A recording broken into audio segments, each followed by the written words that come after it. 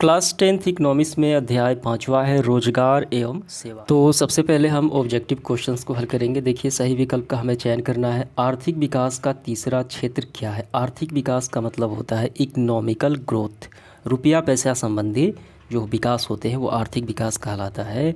कृषि क्षेत्र, विज्ञान क्षेत्र, छात्र क्षेत्र, तो इसका ऑप्शन हो जाएगा ख। ठीक है, आर्थिक विकास का तीसरा क्षेत्र कहलाता है सेवा क्षेत्र। तो यहाँ पे देखिए, पहला क्षेत्र है कृषि क्षेत्र, दूसरा उद्योग क्षेत्र और तीसरा जो हमें पूछा जा रहा है वो है सर्विस सेक्टर। ठीक है, आगे देखिए, मानव पूंजी के प्रमुख घटक कितने हैं? तो मानव पूंजी के प्रमुख घटक होते हैं 5। कौन कौन से होते हैं? तो इसका ऑप्शन नंबर सी हो जाएगा। देखिए, पहला है भोजन, आवास, शिक्षा, वस्त्र और स्वास्थ्य। ये 5 घटक होते हैं मानव पूंजी के, यानी प्रत्येक मानव को ये होना ही चाहिए। ठीक है, वो मानव पूंजी के घटक कहलाते हैं। तीसरा देखिए क्या है, कौन बीमारू राज्य नहीं है? तो बीमारू राज्य का मतलब होता है पिछड़ा हुआ राज्य, जहाँ शिक्षा व्यवस्थाएं, स्वास्थ्य जो व्यवस्थाएं होती हैं, औद्योगिकरण काफ़ी उसमें पिछड़ा हुआ है। तो बिहार तो बीमारू राज्य है, मध्य प्रदेश भी है, उड़ीसा भी है, तो कर्नाटका भी बीमारू राज्य नहीं है। तो ऑप्शन नंबर सी होगा। कौन सी सेवा गैर सरकारी है? वो यानी वो कोई सरकारी क्षेत्र नहीं है। सैन्य सेवा भी सरकारी है, वित्त सेवा भी है, मॉल सेवा, मॉल मतलब होता है कोई दुकान।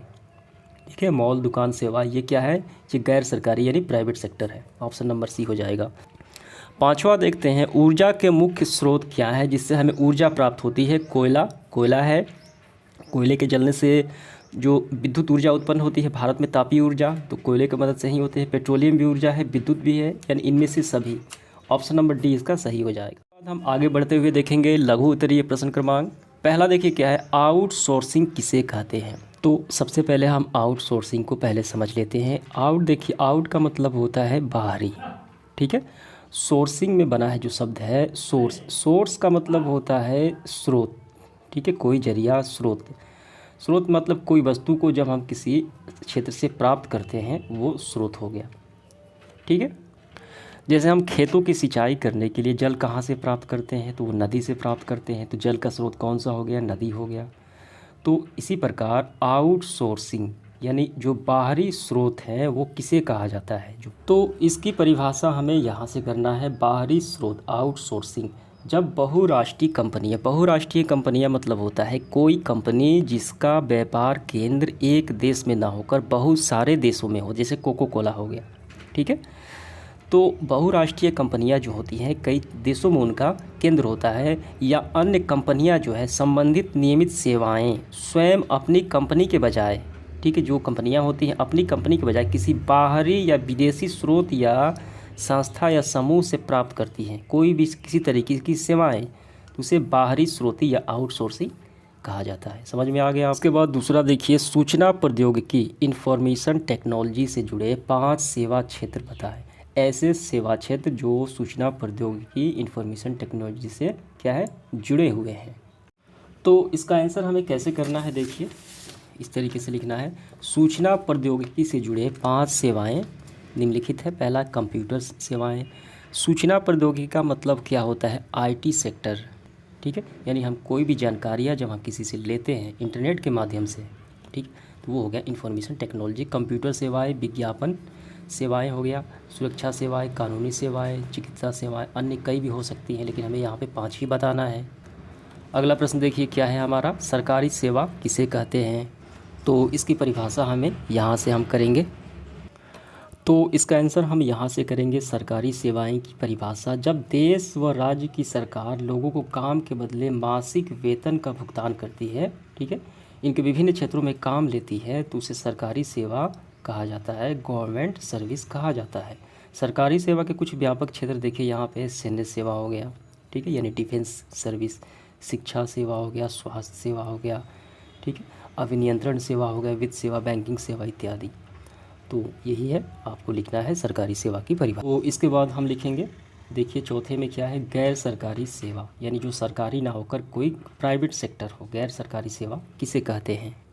तो इसका भी परिभाषा यही है। देखिए, गैर सरकारी सेवा, जब सरकार अपने द्वारा संचालित विभिन्न कार्यक्रमों को गैर सरकारी संस्थाओं यानी किसी प्राइवेट सेक्टर इंस्टीट्यूट्स को सौंप देती है और वहाँ के लोगों के सहयोग से अपना कार्य करवाती है, ठीक है, तो पहुँचाने का कार्य करती है, तथा लोग स्वयं उसके प्रयास से ऐसी सेवाओं को सृजन में लाभान्वित होते हैं तो उसे गैर सरकारी सेवा कहा जाता है। ठीक है, तो ये आपको समझ में आ गया, प्राइवेट सेक्टर है। तो इन क्षेत्रों में कुछ उदाहरण भी देखिए, बैंकिंग सेवा भी, जैसे प्राइवेट सेक्टर के बैंक होते हैं, दूरसंचार सेवाएं भी होती हैं प्राइवेट सेक्टर की, यातायात सेवाएं, स्वास्थ्य सेवाएं भी होती हैं। तो ये आपको उदाहरण सहित लिखना है। प्रश्न क्रमांक 5 हम देखेंगे, आधारभूत संरचना किसे कहते हैं। तो हमें ऐसे लिखना है, आधारभूत संरचना उस संरचना को कहते हैं जो किसी समाज या उससे स्थापित उद्योगों को सुचारू रूप से चलाने के लिए आवश्यक एवं मूलभूत सुविधाएं उपलब्ध कराती हो। तो क्या समझ में आया? आधारभूत संरचना मतलब देखिए, समाज के लिए जो उपयोगी वस्तुएं होती हैं, जैसे जल हो गया, पानी हो गया, विद्युत हो गया, ठीक है, अनाज का वितरण हो गया, रोड हो गया, ये सारी क्या है? ये आधारभूत संरचना है। इसके बिना जो समाज की जो बेसिक ज़रूरतें हैं वो कमी पड़ जाएगी। तो इसे कहा जाता है मूलभूत सुविधाएं, आधारभूत संरचना। तो ये आपको लिखना है। अगला प्रश्न देखेंगे हम 6 नंबर, रोजगार और सेवा में क्या संबंध है। देखिए, रोज़गार का मतलब होता है कोई भी रोज़गार, बिजनेस, व्यवसाय। सेवाएं का मतलब होता है कोई व्यक्ति अपना सेवा देता है, जैसे डॉक्टर हो गया, शिक्षक हो गया, अपना सेवा देता है, बदले में उसको वेतन मिलता है। तो इन दोनों में क्या अंतर है? रोज़गार एवं सेवाएं एक दूसरे के पूरक हैं। रोज़गार एवं सेवाओं की प्राप्ति आर्थिक विकास के क्षेत्र में से प्राप्त किया जाता है। अगला प्रश्न हम देखेंगे 7वां, आर्थिक संरचनाएं का क्या महत्व है वो बताना है। तो इसका आंसर हम ऐसे करेंगे, आर्थिक संरचनाएं प्रत्यक्ष रूप से उत्पादन एवं लोगों में खुशहाली पैदा करती है। आर्थिक विकास के सभी क्षेत्रों से इनका प्रत्यक्ष संबंध होता है। इसके अंतर्गत वित्त, ऊर्जा, यातायात रहते हैं। आर्थिक संरचनाएं का जो मुख्य जो समझ होती है, आर्थिक संरचनाएं का मतलब होता है ऐसी व्यवस्थाएं जिससे लोगों की इनकम, आय उससे बढ़े, ठीक है, समाज विकास की दिशा में पहुँचे। तो ये 8वां देखिए क्या है, मंदी का असर भारत पे क्या पड़ा। तो मंदी का असर भारत पे क्या पड़ा? मंदी मतलब क्या होता है? धीमा। जब व्यापार, जो आर्थिक विकास होती हैं, जब वो धीमा पड़ जाए, लोगों की आय कम होने लगे, लोग वस्तुएं कम खरीदने लगे, तो वो होता है मंदी। तो भारत का आधारभूत संरचना कमज़ोर होने के बावजूद भी वर्तमान में मंदी का असर भारत पर क्या पड़ा? कम पड़ा, क्योंकि यहाँ की पूंजी बाजार काफ़ी मजबूत अवस्था में है। यहाँ के इंजीनियर जो हैं आज भी आउटसोर्सिंग में लगे हुए हैं, यानी बाहरी स्रोत से वो अपनी ज़रूरतों को पूरा करते हैं। मुख्य रूप से ये जो है भारत की आर्थिक विकास जो बाज़ार है, पूंजी है, काफ़ी मजबूत है, ठीक है। तो मंदी का काफ़ी कम असर पड़ा, ये पूरा आपको लिखना है। इसके बाद देखिए 9 नंबर क्या है, वैश्वीकरण का प्रभाव सेवा क्षेत्र पर क्या पड़ा। वैश्वीकरण का मतलब होता है वैश्वीकरण का मतलब होता है कोई भी क्षेत्र को जो विश्व स्तर पर उसको लाया जाता है, विश्व स्तर के मंच पे जब उसको प्रस्तुत किया जाता है, कोई वस्तु हो गया, कोई संस्था हो गया, तो वो वैश्वीकरण कहलाता है। कोई बाजार भी हो सकता है।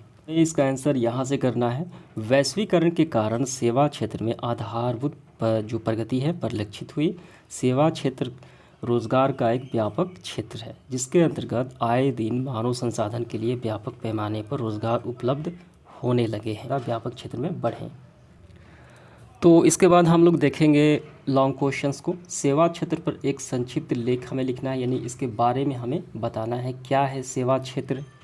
तो सबसे पहले आपको यहाँ से प्रारंभ करना है। सेवा क्षेत्र के विकास से अधिक रोजगार के अवसर उपलब्ध हुए। सेवा क्षेत्र के विकास के लिए मनुष्य को शिक्षित करना क्या है? आवश्यक है। तो यहाँ से यहाँ तक हो गया, ये पहला स्टेप हो गया, ये पहले लिखना है आपको। वो लिखते हुए आपको ये भी लिखना है, सेवा क्षेत्र को समानतः 2 भागों में विभक्त किया गया है, सरकारी सेवा क्षेत्र और गैर सरकारी, सरकारी और प्राइवेट, ठीक है। तो इसके बारे में थोड़ा लिख भी सकते हैं, ठीक है। तो ये 2 हो गया, इसके नाम ही लिखना है बस। और इसके बाद सेवा क्षेत्र का यहाँ पे महत्व भी आपको बताना है। सेवा क्षेत्र महत्व रोजगार की प्राप्ति के लिए काफ़ी है, तो यहाँ तक आपको कर लेना है, ठीक है। बस ये प्रश्न क्रमांक 1 समाप्त हो जाता है। दूसरा देखिए क्या है, विश्व के लिए भारत सेवा प्रदाता के रूप में, सेवा देने के रूप में जाना जाता है। कैसे जाना जाता है? उदाहरण सहित हमें बताना है। तो इसको मैं आपको बता देता हूँ, आप यहाँ से प्रारंभ करिए, ठीक है, और लिखते हुए यहाँ तक आप लिख लीजिए। तीसरा देखिए क्या है, सेवा क्षेत्र में सरकारी प्रयास के रूप में क्या किए गए हैं वर्णन करें। सेवा क्षेत्र में सरकारी प्रयास के रूप में क्या किए गए हैं वर्णन करें, ठीक है। और इसके बाद चौथा और 5वां, तो इस तीनों का मैं यहाँ पे स्क्रीनशॉट लगा देता हूँ बारी बारी से, वहीं से आपको आंसर कर लेना है। धन्यवाद।